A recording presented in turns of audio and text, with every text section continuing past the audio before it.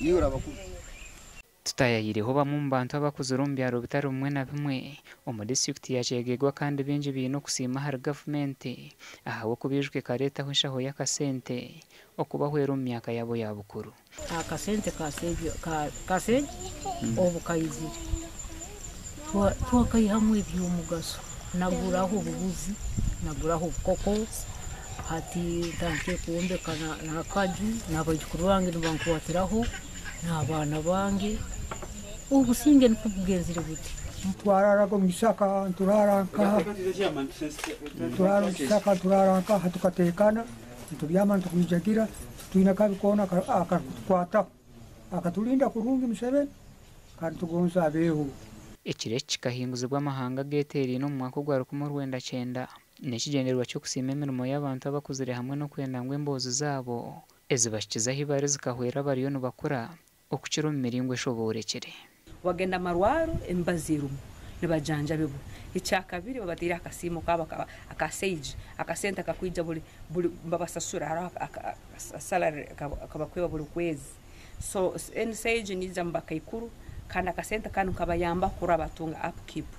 mita kwa makebera bakayikuru n'abagurusi pressure sukari amaino amaiso kansa ya mabere kansa ya nyinenda fistula kansa ya prostate ya baseija so ntaija kuhari okujanjabwa n'emibazi ebire bibiri Kyegegwa General Hospital. Flavia Rwabuhoro urukorera akakiko k'ekikora cy'abantu mu ishengero nagira ngo abakuzura mu Kyegegwa hemikoro yihangera kuza kuba nebija kuganyirwamo ibiro byokweza 2008 teams za Kampala zona zija kwastandikire kutaha muno bakirinzo beja kwa batandikire kutaha muno abihanga lyone lya Uganda kuruga mu districts 13 oyongereho cities oyongereho municipal councils nabwo kituli muno n'abantu abari kuruga mu bikaro nka 15 na 8 ekireke nikija kuzaguzibwa ha mutogoro kugira ngo okuro inamagara marungi umuganda Reverend Edward Kirya ojwekiri Right Reverend Nathan Chamanywa Bishop wa humwiro w'ubureberezi bwa Bunyoro Kitara ashabira abaguruso butosha kugumisariza akwese tumuteganire bababinoyeke arenyange ensite yababire tube no kumisirizo umunsi kandi twikare tuherezwa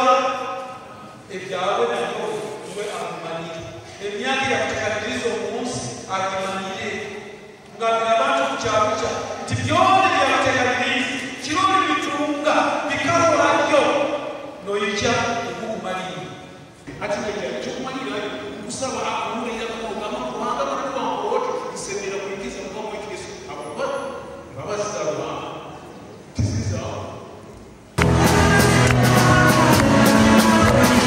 Reverend Captain Patrick Musinguzi oruvika wa St Luke Church of Uganda nagira ngo kujaguze kiro cy'abagurusi kigenderero kugurita kari obusaba diko no kwerekanisa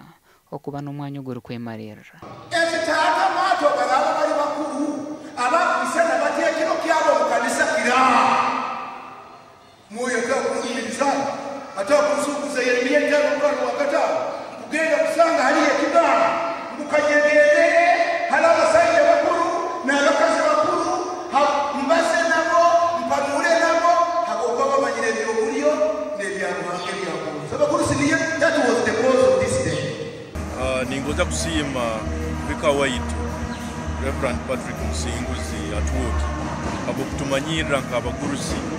abaruhangali inzire yatwikiya emyaka y'ubugurusi kandi tukyali mu kanisa nifisima ruhanga mu myaka ruhanga yatwikizeho for instance ati kanyonyi ne myaka ati sanyu na kuru nyumbo mezi bwange takinihire ngundike emyaka irundikiki wetu ruhanga adwachkozire Gasha kwa Ferupo Murangira na Thomas Tumwebaze.